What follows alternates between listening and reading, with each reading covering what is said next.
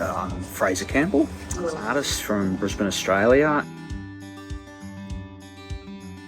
I normally do paintings and drawings, definitely, and I'm definitely more fixated on portraits at the moment. Right now I'm just focused on very stern, very serious kind of faces, the ones that, you know, tend to have like a very piercing stare, and faces that, you know, have a lot to say, and have been a lot of places and have seen a lot of things.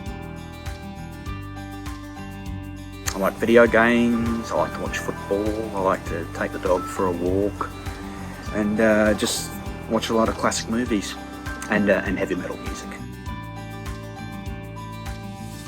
My mum told me the story of John Keats, and how he was just a very kind of tortured poet, a very tortured man, and she read out his gravestone to me, which said, "Here lies one whose name was written water," which I think is which in my opinion is one of the most tragic things I think I've ever heard in my life. Yeah. And how he absolutely tried his absolute guts out to be noticed and famous, and to get his life going somewhere in a certain upward trajectory, and it just didn't work. But then, in a very bittersweet circumstance, his death, and it was very grim, that one, it propelled him into stardom.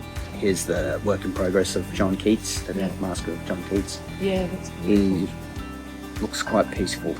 And also right here is one of my, I'd have to say right up there with one of my favourite film directors, named Werner Herzog, a German man. He was having an interview in the middle of a jungle. He was observing the surroundings around him, and of course he heard birds chirping up in the sky, and he and of course he interpreted that as them screeching in pain.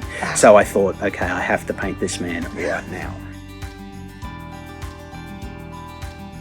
It just gives you a very rewarding feel, because it's just been making a lot of artworks for a very long time, and haven't had a hell of a lot of exposure. So just to know that this is going somewhere is just gives you a good feeling, and that you're finally getting some good exposure that you've worked hard for. Painting and being an artist is basically an exercise in frustration, but once you finish an artwork and you decide that you do really like it, it makes it all so very much worth it. I'm very grim, and so's my artworks.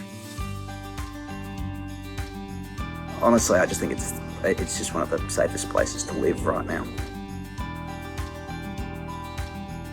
Stay home. We can all relate to that, right? Thank you for indulging me in my melancholy.